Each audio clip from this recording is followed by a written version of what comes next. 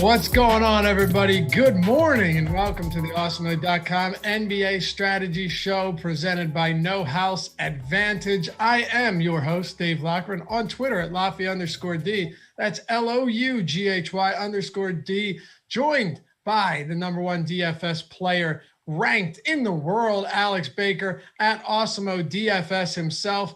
Alex, 3 games, myriad injuries just across the board. Ton of guys out, ton of guys not expected to play, some of them questionable. We might only have 3 games, but we have a lot to talk about for these 6 teams. What's going on, man? What's up, man? Yeah, today we got all the injuries, and we found out yesterday that these injuries always lead to good fantasy performances, with Carmelo Anthony killing it in the place of Robert Covington in the starting lineup. So looking forward to taking that logic and applying it to today, just rostering everyone that is benefiting from an injury. Yeah, can't miss. That's what we say. What do they say? You can't lose playing NBA DFS, right? That's right. Yeah, not true. Used to be, not true anymore. I can assure you of that much.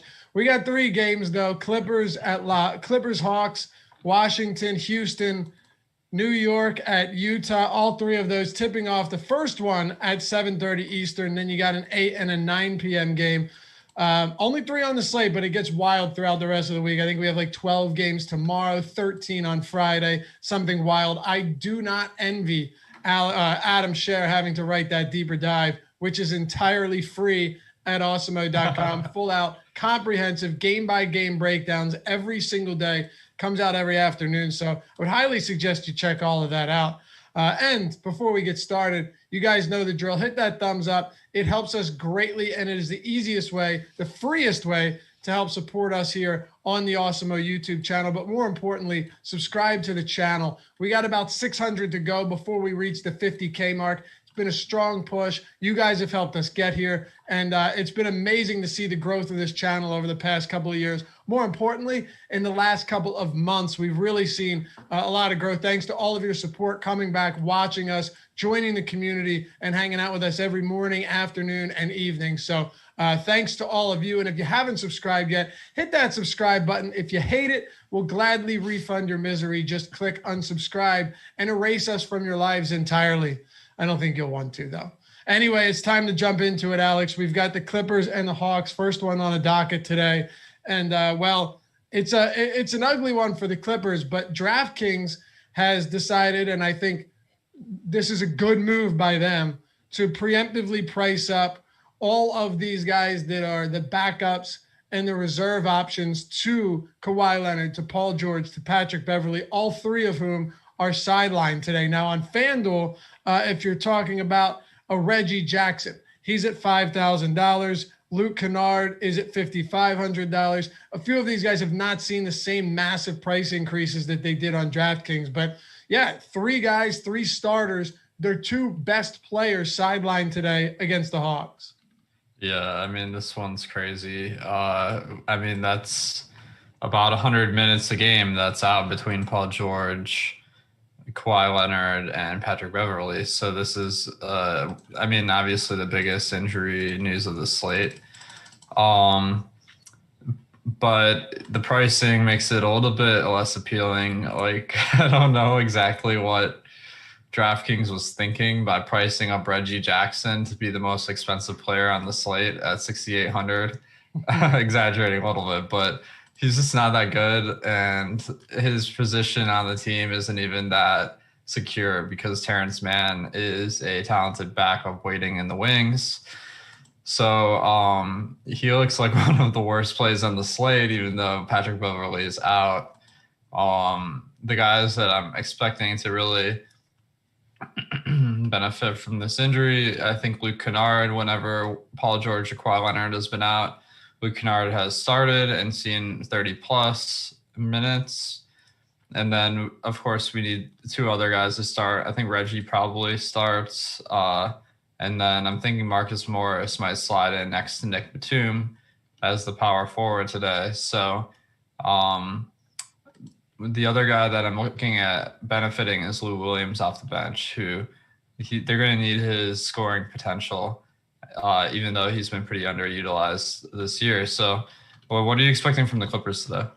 I think, first of all, I agree with you that they overcorrected. There's no doubt. Now, I'd rather have that than Reggie Jackson at $3,000, which is where he was, or $3,100 before this game. Last game, Reggie Jackson was $3,100.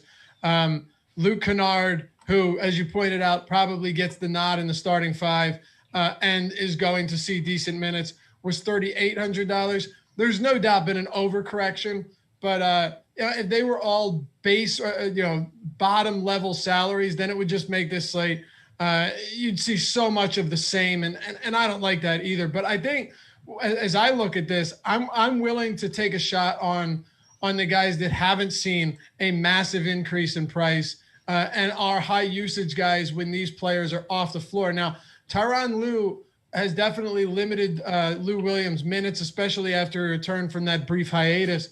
On the 20th, he missed 7 days. I think it was 3 games.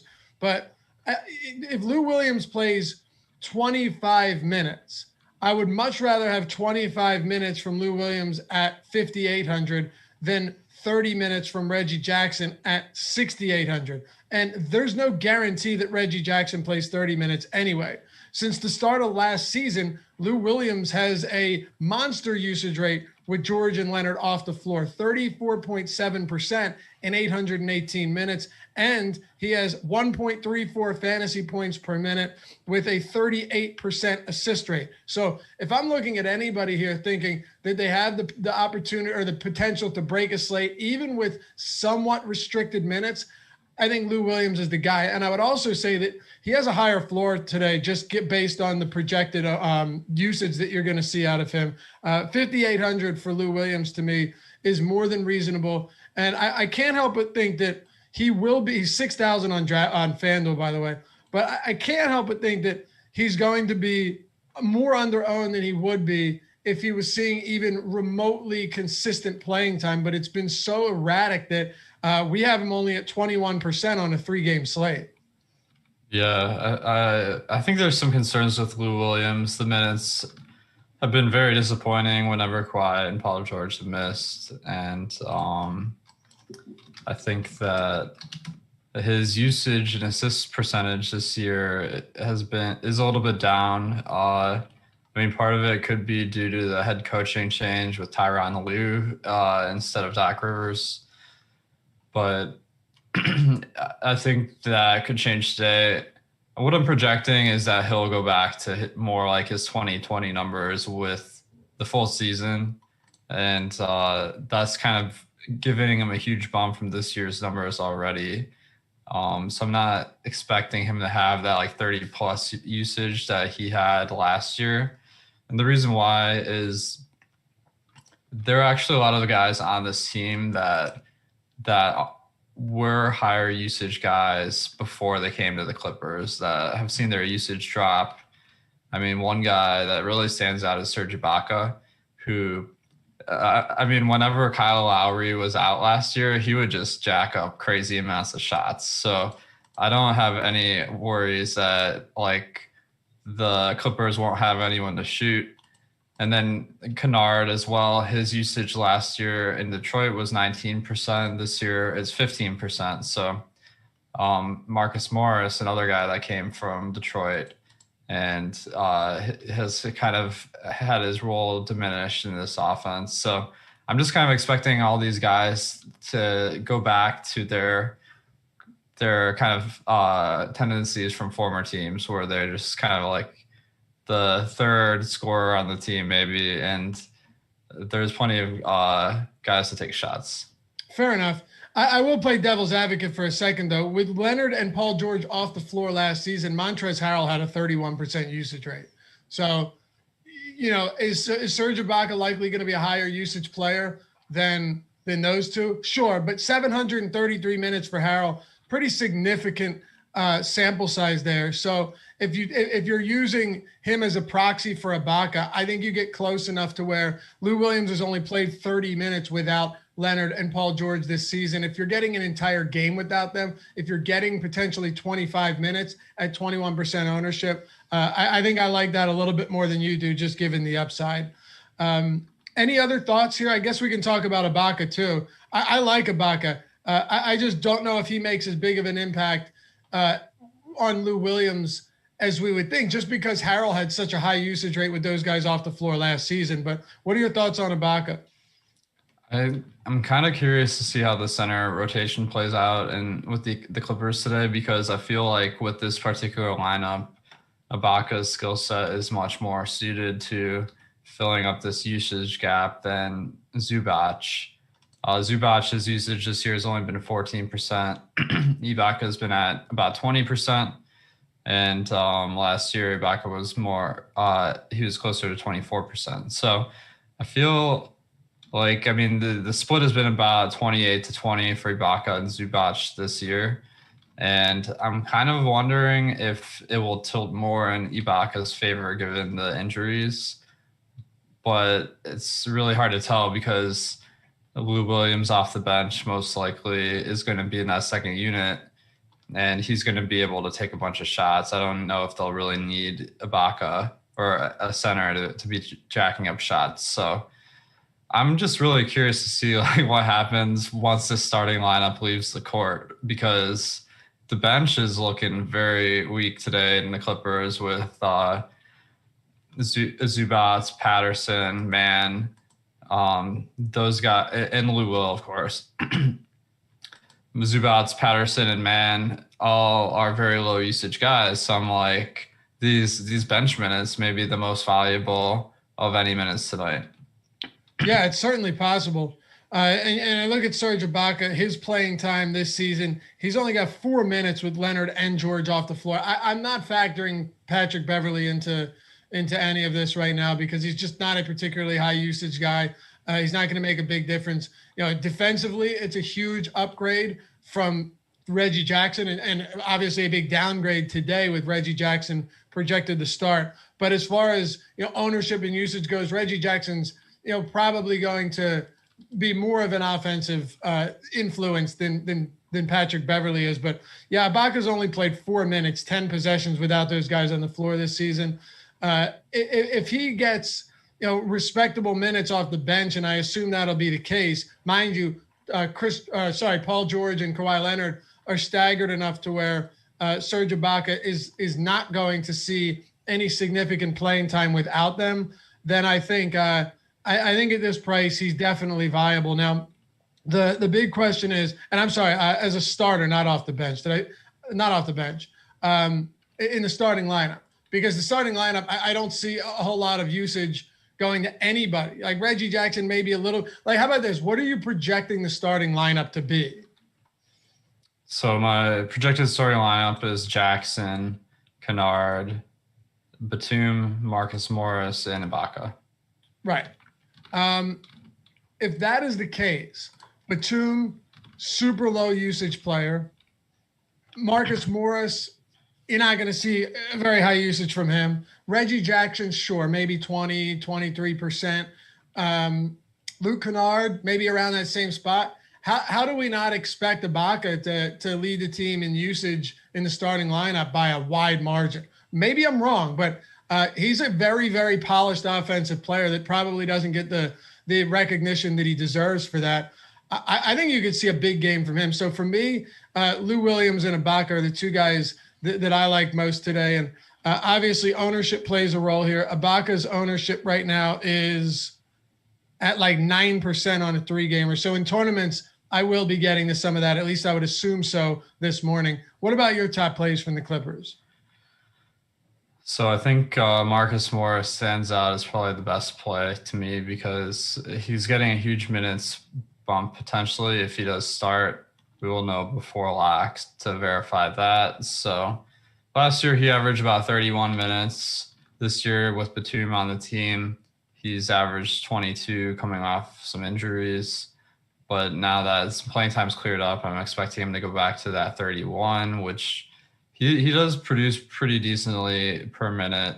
His usage this year has been 20, so that's certainly respectable. And then Lou Will, I think he's going to play a lot of minutes, so I have him at 30 right now.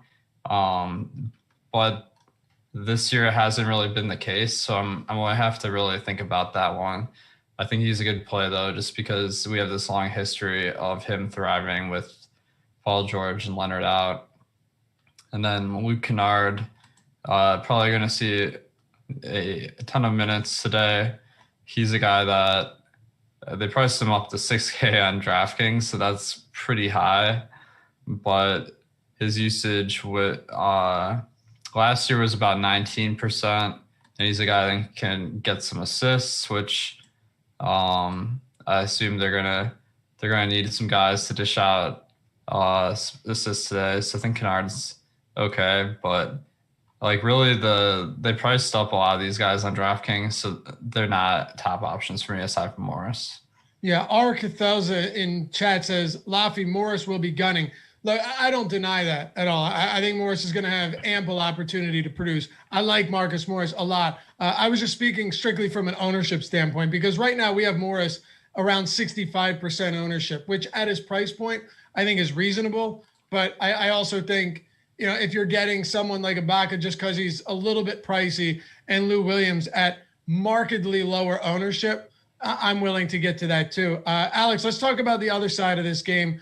The Atlanta Hawks. Trae Young is questionable, and that's a huge piece of news because Rajon Rondo's $4,200. In the event that we don't see Trae Young today, Rondo is going to be, in my opinion, or my suspicion is neck and neck with DeMarcus Cousins for the highest owned player on the slate. Clint Capella, Danilo Gallinari, all of them questionable. That certainly throws a wrench into the works when we're trying to evaluate this team so early. Definitely, yeah. I mean, it's hard to know with Trae Young and Capella what's going to happen. I think that if they're both in, the whole team looks very overpriced. But once you take out Trae Young, I mean, he's probably one of the more impactful guys in the league because he has a really high usage and gets all the assists. So that would open the door to like Rondo really being a slate breaker. So I think that I guess it's not even really worth breaking it down with Trae Young and Capella in because it probably won't be worth playing anyone. So maybe we just think about what will happen if they're out. All right. Yeah. Well, okay. So you say it's hard to play who if they're in? Would you say it's hard to play? Did you say Trae Young too if he's in? Yeah. I mean, Trae Young, well, to be fair, I suppose the Vegas lines will move a little bit. I think Trae Young would be the one guy that I'd feel confident in given the pricing. But the rest of the team has kind of gotten this injury bump from Capella and Trae Young being out. And Capella himself is getting close to 10K, which is ridiculous. So I would just fade him at that point. Yeah, I absolutely would too. But as far as Trae Young goes, I think I would like him quite a bit. The Clippers are allowing 109 points per 100 possessions, which is actually in the middle of the league this year. They're defensively, they've been in the middle of the league. Now take Kawhi Leonard off the floor, take Paul George off the floor, and very importantly, take Patrick Beverley off the floor and replace him with Reggie Jackson.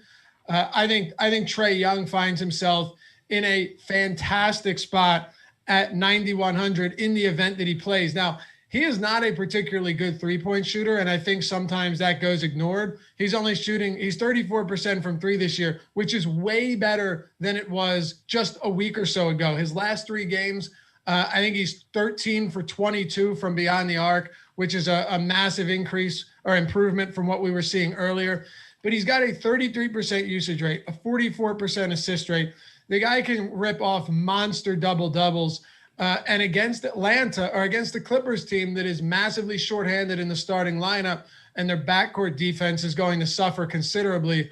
I think this is a more than reasonable price on Trae Young. And I also like just seeing his last few games before he was sidelined, he really began to improve. The shot volume came up. It's only a small sample, but he needed to get some confidence back here. He's gotten to the line 12, 13, 19, and 7 times over his last 4 games, double-digit assists in 3 of his last 4. The big games, I think, are going to continue coming here. And while he faced Detroit, Minnesota, and Portland, obviously a really nice lineup of games, this Clippers team is not the same as they've been all season long due to the injuries. But I'm with you on Clint Capella. That is 9,400 is absurd. And I don't know how much you can rely on 5 blocked shots every single game. Yeah, not very much. So also, one of the things I do is keep track of the block rates of all the players, and the Clippers lineup today has a particularly low rate of being blocked. So I just don't even think that is really anything we can look at. Delshun says, did he just say Trae Young can't shoot threes? No, I said Trae Young is a worse 3-point shooter than people think he is. That's just facts. Trae Young is not a fantastic 3-point shooter. He just shoots a ton of them. You say what you want, but those are facts. It's not opinion. Those are facts. As a matter of fact, he's not that much better of a 3-point shooter than Luka. And Luka's not that great of a 3-point shooter. So you can check the numbers out for yourself. Luka's a 32% 3-point shooter for his career. Trae's 34%. He's okay. But he's going to shoot him. So that's all that matters. What else do you think here? We don't need to talk about Rondo, right? If Trae Young is out, like just play Rondo at 4,200. He didn't have a good game last time out, but he played 30 minutes.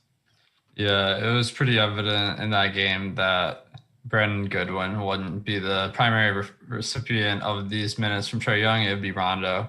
And we saw last year when LeBron was out, Rondo would go and play 30 minutes and absolutely have monster games. So I think that is the most reasonable expectation. And I think that at his price, 4,200 on DraftKings, 4,800 on FanDuel, I agree that he's a smash play if Trae Young is out. What else are we doing here for the Atlanta Hawks? Anything stand out to you? Do you look at Onyeka Okongwu as a possible option? He only played 16 minutes in the starting lineup last game, though, which was pretty disappointing. Yeah, we got kind of tricked into that one. When they said he was starting, I was expecting more minutes, but it wasn't the case. And I think that he didn't even start the second half. Yeah. So I think what would happen is he might get the start, but then Cam Reddish off the bench will probably be in the closing lineup with Collins as center. I think if Capella is out, then John Collins should get more minutes as center, and that will increase his rebounding. If Trae Young is out, Collins will be the primary scorer. So I think that would be huge. So John Collins could be a great play depending on how these injuries break out, or if everyone's in, I probably wouldn't play him. Yeah, if Capella and Trae Young are out, John Collins becomes a spectacular play. That game devolved into a blowout, and he still played 37 minutes. He got up 19 shots. Those are the type of numbers that I'm trying to get to for a mid 7K price point guy. Once again, without the Clippers, most of the Clippers' best defenders off the floor. On the season without Trae Young and Clint Capella, of course, we don't have a massive sample size, but without the two of them, you've gotten, from Collins, 96 minutes, 28.2% usage rate, fantasy points per minute are at 1.18, and he's rebounding at a 16% total rebound rate. So those are decent enough numbers at that price. Anything else from this game? No, I think we covered it pretty much. One guy I would have been interested in is Gallinari, but the minutes off the bench the last game were pretty disappointing. He only played 18. He did start the second half though, so if he was a starter, if Capella's out, maybe some intrigue there. All right, let's keep it going here. We've got 2 to go. Washington at Houston. The Washington Wizards got Russell Westbrook back last game. He only played 25 minutes. Of course, that game was also a blowout, and they lost by like 22 points. Westbrook was on pace to play about 28, 29 minutes. Beal was on pace to play around 36. Jerome Robinson came out after 35 minutes. He was on pace to play 38, 39 minutes. But almost all of them came out with the final 3 minutes remaining in that game. That was very far out of reach, Alex. So I guess we can start with Russell Westbrook here. We know that Scott Brooks is not someone that likes to rest his players and ease them back into action. So honestly, I wouldn't be surprised if Westbrook is back to his normal playing time today. What are your thoughts on him in a road matchup against his former team, the Houston Rockets? Yeah, that one's tough because they announced before the last game that he was going to see about 25 minutes, and then he saw 25 minutes. But as you point out, it would have been surprising if they pulled him in the last 3 minutes. So I think that I guess the report was he was going to play around 25 minutes, and that turned into possibly 28. So if we say he's going to play around 30 minutes today, maybe that turns into 33. So that would make him look pretty good.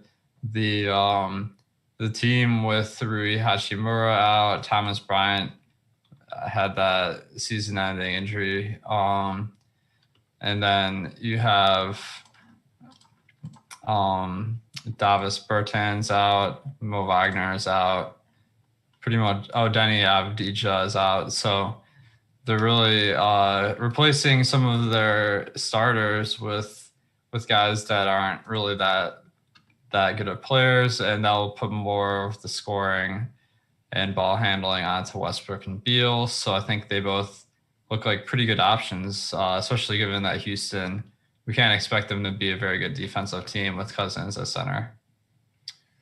So we've got a few guys playing against their former teams today, and I'm sure the narrative, the revenge narrative, will fuel a lot of strategies, which, there's no one even in the stands. So I don't know how much we want to read into that. But, Bradley Beal has been really, really good this season, Alex. I mean, you're getting just monster production from him. He's attempted 20 plus field goals in 9 of his last 10 games. The only game without 20 field goal attempts was 19 against the Chicago Bulls. And, I understand that you're getting Russell Westbrook back in the lineup once again, but it truly has not made that big of a difference. And I think the price here is what we should probably be talking about more so than the anticipated production, because even on the season with Russell Westbrook on the floor, Beal is averaging almost 1.3 fantasy points per minute with a 34% usage rate compared to Russell Westbrook's 23.4 alongside Bradley Beal. Is his price to you, is he at a point where you're willing to get there, or are there spots that maybe you'll be looking elsewhere? If there weren't all these injuries, I would look at him at 10K and be like, that's kind of high. But because you're taking out Denny Avdija and replacing him with Jerome Robinson, and then you're taking out Rui Hachimura and I'm trying to remember his Bertans. Oh yeah. But they're putting Bonga in the starting lineup probably again. He's a very low usage player on the year. He's at 8.6%. Last year, he was at 10%. So that just means that 10% of the usage between Hachimura and Bonga, that 10% difference is going to go to Westbrook and Beal, basically. So I do think Beal is going to benefit from these injuries. Nick says, what do limited fans have to do with revenge against your old team? Okay. It's the revenge narrative is with Russell Westbrook. If you want to act like that's a real thing, fine. But not having 20,000 people in attendance going ruckus probably has something to do with it, if there's anything to do with it at all.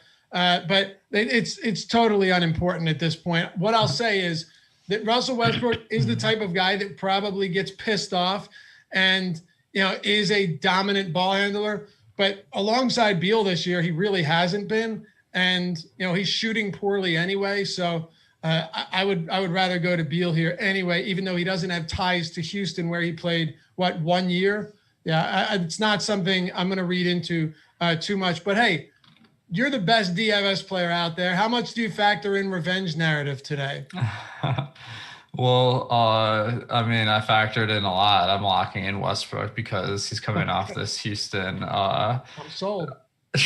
Yeah, so I think, this one's just like a silly one because, it was Harden that wanted this, or I guess I'm trying to remember how this all went down because uh, last year, yeah, Westbrook was on the Rockets with Harden, and then that obviously didn't end up turning out great. So I would think his revenge would be against Harden, who got traded. So like I don't know if there's really that much with the organization. All right. David, when we get to the Knicks game, we'll talk about quickly. If you look on the left side of your screen right there, boom, all three games, whichever one is highlighted is the one that we're talking about.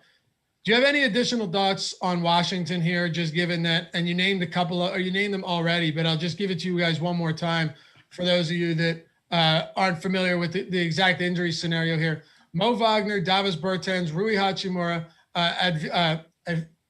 Avdia. That's a tough one. I always get that wrong. Avdia, Brown, Ish Smith, all of them out. So you got 6 players out, and you have Raul Neto questionable to play. So we saw, like I mentioned a minute ago, Alex, we saw the rotation get a little bit different just given that blowout. But I think we got a pretty good interpretation of what minutes are going to look like if you then go and extend Russell Westbrook's minutes to assume he's not limited anymore. So given the information we have, is there anyone else here that you think is viable today? Well, I think Jerome Robinson, who started and played 35 minutes, I don't think he'll have very good stats starting with Westbrook and Beal, but that kind of minutes is those are hard to ignore, and they are pretty depleted at the wing. So it wouldn't surprise me if he got 30 again. Garrison Matthews also saw 34 minutes off the bench. He's been having a pretty good season, to be honest, which is surprising because last year he was pretty bad. So those 2 guys are a little bit intriguing. And then the center rotation between Rolo and Alex Len. Len's on this 10-day contract, so he's kind of filling in for Wagner when Wagner's out. Len's always been a pretty good permanent producer. And, I mean, him and Rolo both seem like viable options. But with the chalk of all chalk on the slate being at the center position, it might be hard to get to them. So the great thing about this game is whether you like or despise the whole concept of revenge narratives, Alex, it probably won't matter because the Washington Wizards have the second worst defensive rating in the league. They're playing 105.7 possessions per 48. That is by far the fastest paced team in the league. Meanwhile, the Houston Rockets are another team that is playing in the top 10 as far as pace goes. And defensively, they are not a team that you're really particularly worried about given their personnel. So I just think this is a phenomenal game, regardless of what you're looking at, any externalities. Just take this for what it's worth. 2 bad defenses, 2 fast-paced teams, and a 232-point total, which brings me to John Wall facing his former team in the Washington Wizards. His price on DraftKings has come all the way down to 6,900. He was underwhelming last time out. Of course, that was his first game back dealing with that knee ailment. And it was also a game that they absolutely blew the doors off Dallas, despite not having Christian Wood or Victor Oladipo. But John Wall did it. John Wall's rotation in the fourth quarter, he played 3 minutes. And then he missed about the final 6 minutes with them being up by around 25 points. I think that's pretty significant. What do you think about a sub 7K price point on him? This one's really tough to know exactly what's going on because of that blowout. So I'm looking at their last game. He played 8 first quarter minutes. I'd say that's a pretty good sign that his health is good because usually when you have guys that have very limited minutes, they'd play more in bursts, not be out there 8 minutes in a row. So then in the second quarter, he came back in with 9 minutes left and he only played 4 minutes. Now I'm kind of wondering, like, if this game had been closer, like, would he have not subbed out? Because then he would have been at 17 first half minutes potentially. They were up by like 20 at that point. But I guess they probably wouldn't be playing blowout the kind of rotations at that point. So maybe I'm reading too far into it, but the minutes are going to be a huge guessing game today because if he's at 30, I think he's a great play. He's below that. He may be a little bit more speculative, especially with Oladipo back. So what do you expect as far as minutes for Wall? Oh, so not first of all, I would 100. He's going to when you just broke the rotation down nicely. So in the second quarter, he played 4 minutes, and he did not play the final. What was it? 4 minutes of that, 5 minutes of that quarter, 5 minutes of the half. That happens a lot, but then they close the game out in a competitive game. So out of the gate, I'm giving him the additional 6 minutes to bump him up to 27. But I have a tough time believing here that he's not going to play 30 minutes today. I'm putting him at 30. I think that's pretty reasonable. $6,900. He's a +1 per minute guy on a 3-game slate against Houston in a game that has a monster total. I'm giving him 30 minutes today. How many are you giving him?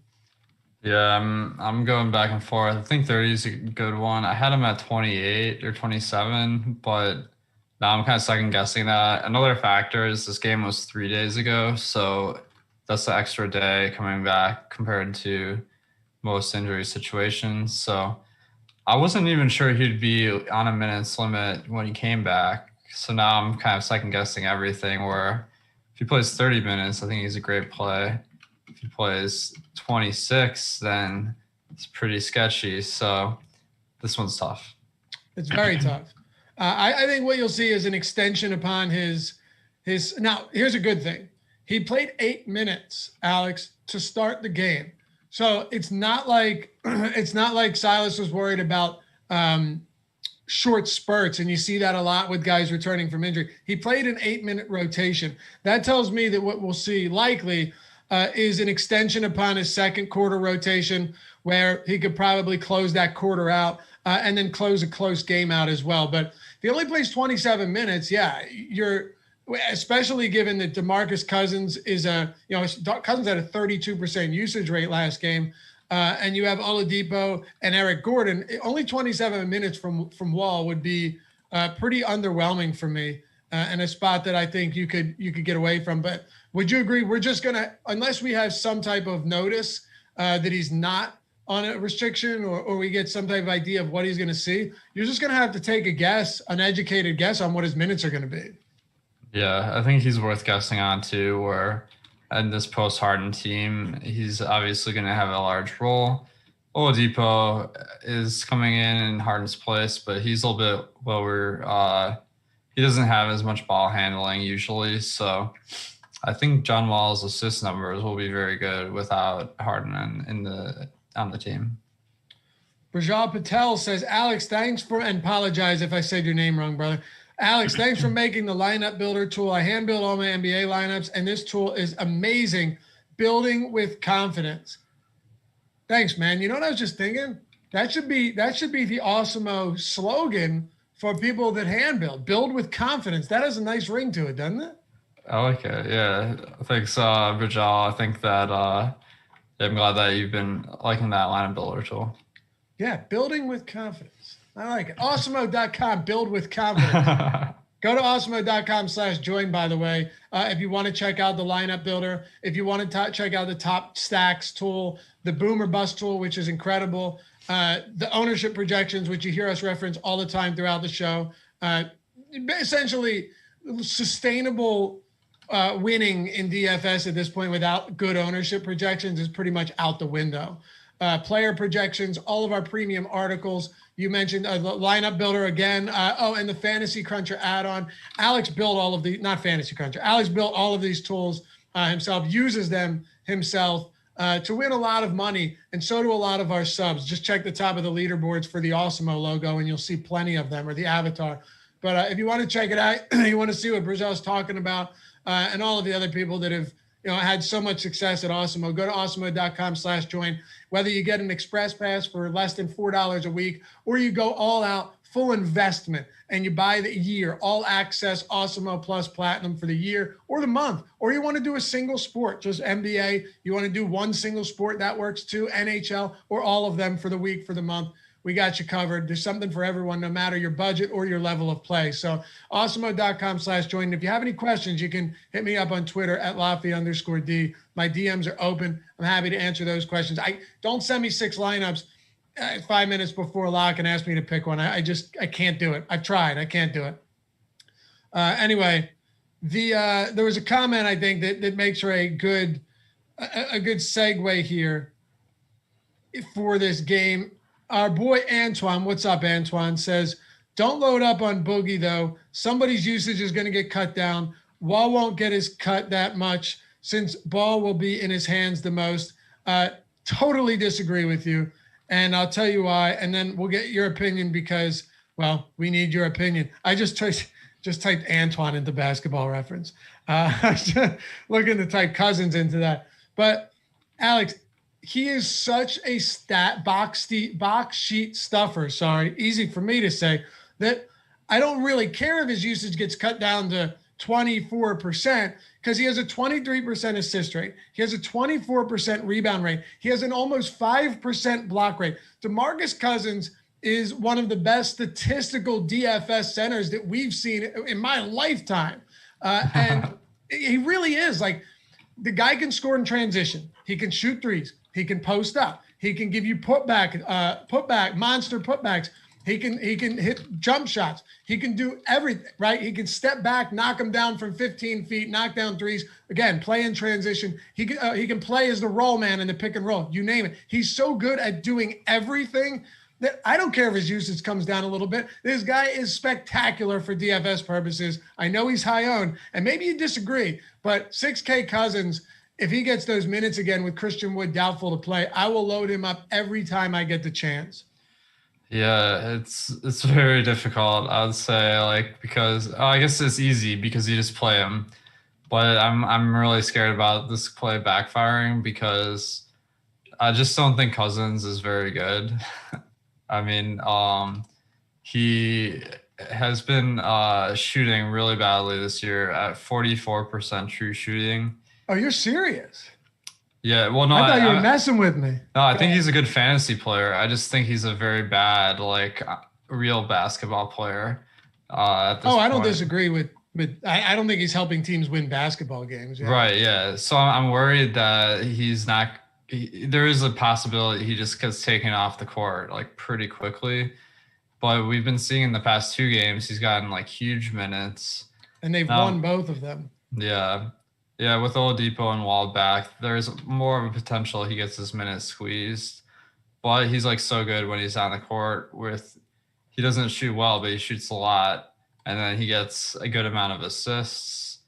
That might come down playing alongside Wall and Oladipo a decent amount. But then he's also getting a lot of boards. His defensive rebounding numbers are some of the highest in the league this year. So, I think he's a great fantasy play, even though he's seen that price come up.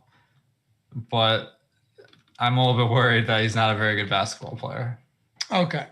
Look, do I think he is the reason they're winning games? No.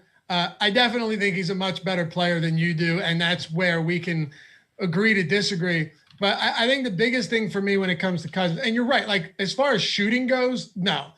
He's not a good three-point shooter. He attempts a lot of shots. He is not shooting well this season at all. But he's a 56% career shooter. He's got a career true shooting percentage of 54%. Is it great? Nah, it's not great for a big. But I just look at someone for his career, 19% total rebound rate, great assist, great distributor. He's going to give you assists, blocks, rebounds, steals, and points.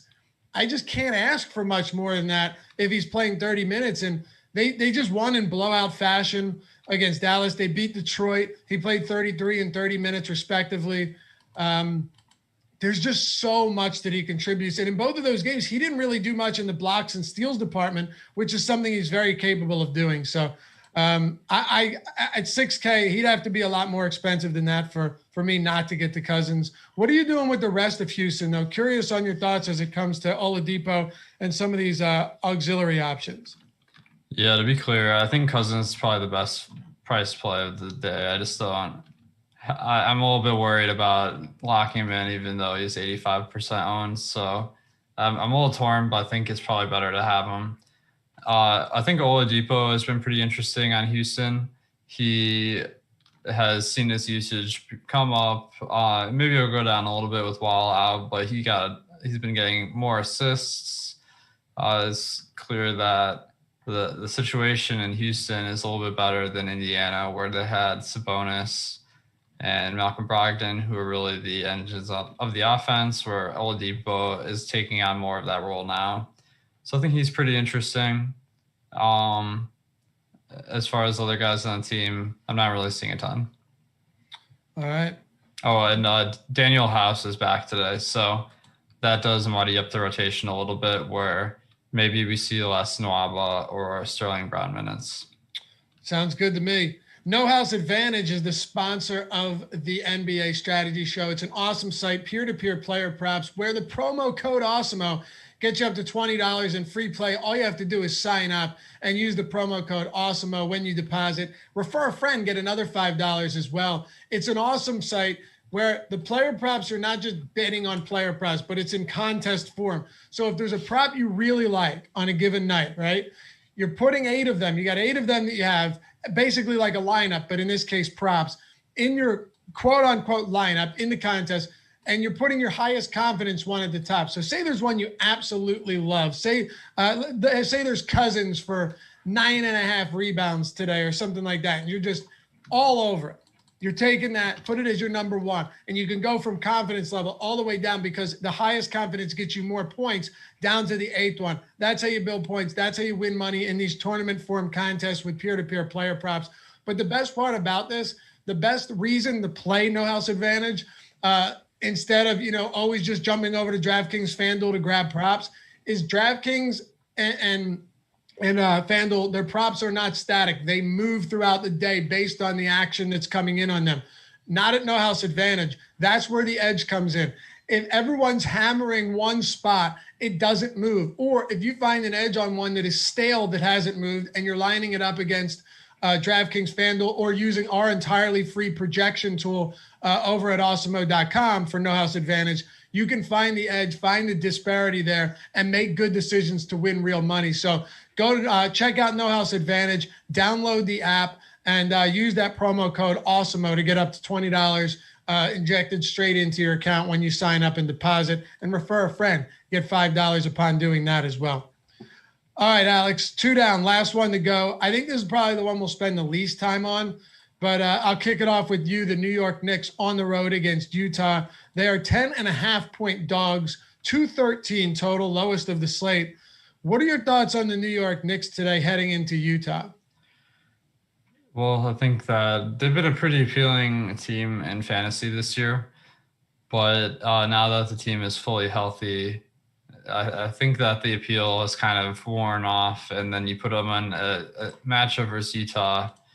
That's one of the slower paced ones in the league, and they're pretty good defensively. So I don't see a ton of intrigue with the Knicks tonight, but I think they got some interesting talents on the team. So it's just hard to picture playing them in fantasy with so many other good spots. So what's your overall take on the Knicks? I think you have a couple of options that stand out as semi-decent tournament plays, but it's just simply not a team with all of the good options we have elsewhere that I feel great about. And, I agree with you for the most part. The Clippers have a few guys that I think are still underpriced with the 3 starters off the floor. Atlanta, I don't know what Trae Young's situation is, but would I rather have Trae Young if he plays against the Clippers without Patrick Beverley and Leonard, or would I rather have a more expensive Julius Randle, different position but similar price point, against Utah? That's a very easy decision for me to make. Would I rather have RJ Barrett at 6,600, or another one of these middle tier guards. This decision to me kind of makes itself, but I guess I could ask you about two guys here, and we will get to quickly because he is one of those extraordinarily high variance options given his minutes and just given the overall flow of the game and how he is out of the gate. But with Alec Burks, he, jumped straight back into this rotation after being out for almost a month, played 31, 27, and 27 minutes. Is he good enough a play for you today? And are there any options that you would consider priorities for the Knicks? I think Alec Burks is interesting. He got the start last game with Reggie Bullock out. Bullock is out again today. And the backups at the wing position are Austin Rivers and Kevin Knox. Austin Rivers has been getting a surprising amount of minutes for the Knicks, but I do feel like they also prefer him over Knox backing up RJ Barrett. So there should be plenty of minutes for Burks. And as you were saying, he averaged 28 on the year. So he looks like he might be a little bit underpriced. He's probably the best play on the Knicks. The problem with Randall and Barrett is with some of these guys coming off injury, their minutes have gone down. Randall's averaged 37 over the year, but now Obi Toppin is getting 13 minutes a game. They rarely play on, I don't think they play on the court at the same time. And then Barrett, as they have more wings, he's seen his minutes go down significantly. He's averaged 36 on the year, but the last 5, he's at 32.5. So I do think these guys, it's going to take a little bit of time for their salaries to come down. And the point guard position with Payton and Quickly is especially kind of frustrating because both guys are pretty good permanent producers, but then the minutes are very difficult to predict, where Payton's been averaging 29, Quickly has been at 18, but Quickly had like 30 points last game, so he has that upside.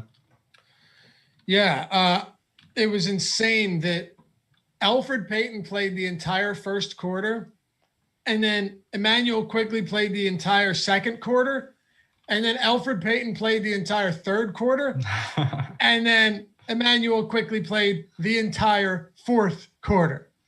That's pretty crazy, right? Like, that is one of the weirdest rotations you're going to see for sure for two guys that are mutually exclusive, at the point guard position.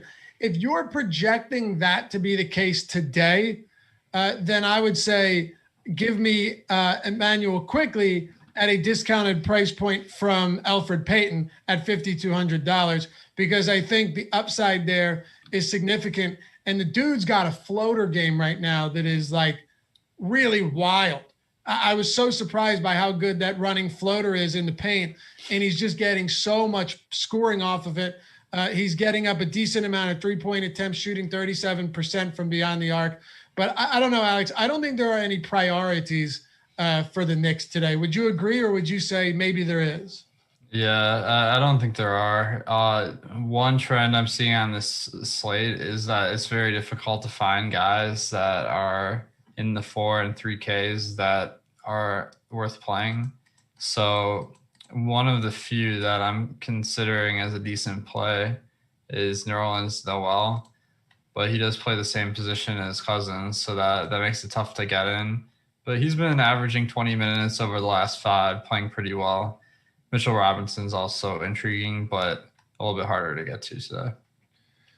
All right, let's close this one out. Guys, hit the thumbs up too. If you jumped in late, welcome. If you're listening in podcast form, welcome to you as well. Of course, you guys can listen to all of our shows in podcast form on Apple Podcasts, Spotify, whatever you want. And if you do, and that's really your preferred form, or you'd like to do that because you want to get away from watching on YouTube, or you don't have YouTube Premium and you want to put it in your pocket with the screen off, leave a review and a rating. It helps us a ton. And of course, as far as the YouTube channel goes, help us get to 50,000 and subscribe if you haven't done so yet. It's entirely free, and it helps us in a big way.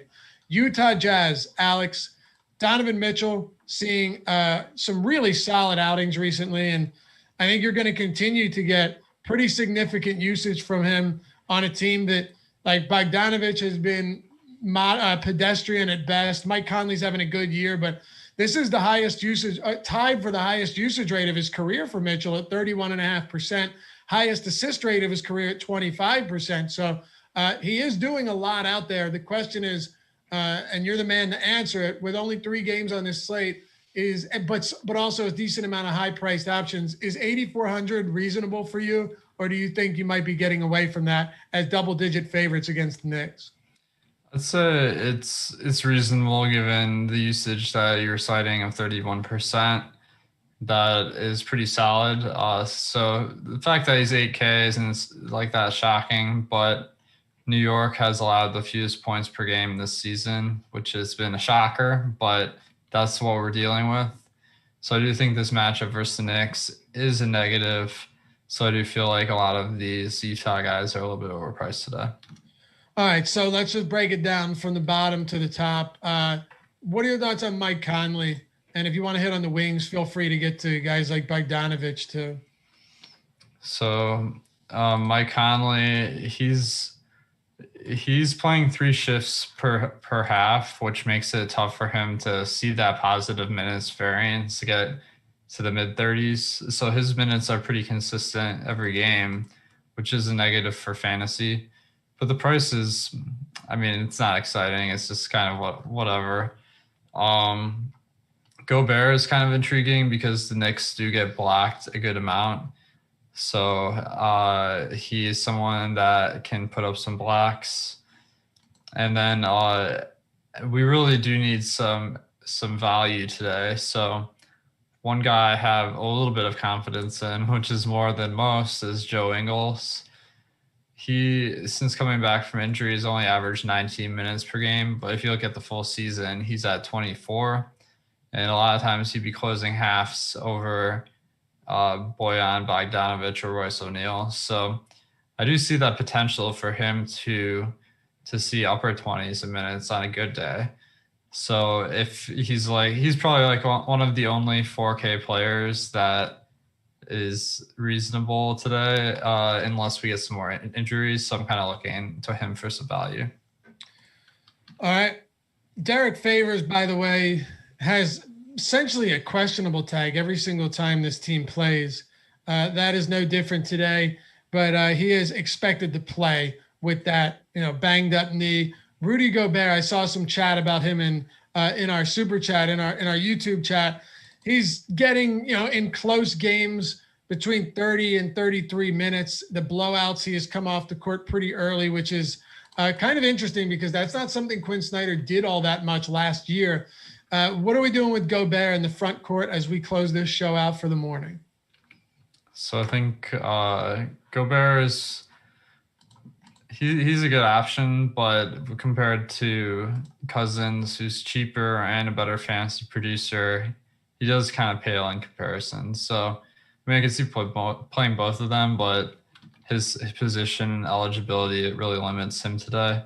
But objectively, if there was no Cousins, I think he'd be a good play. All right.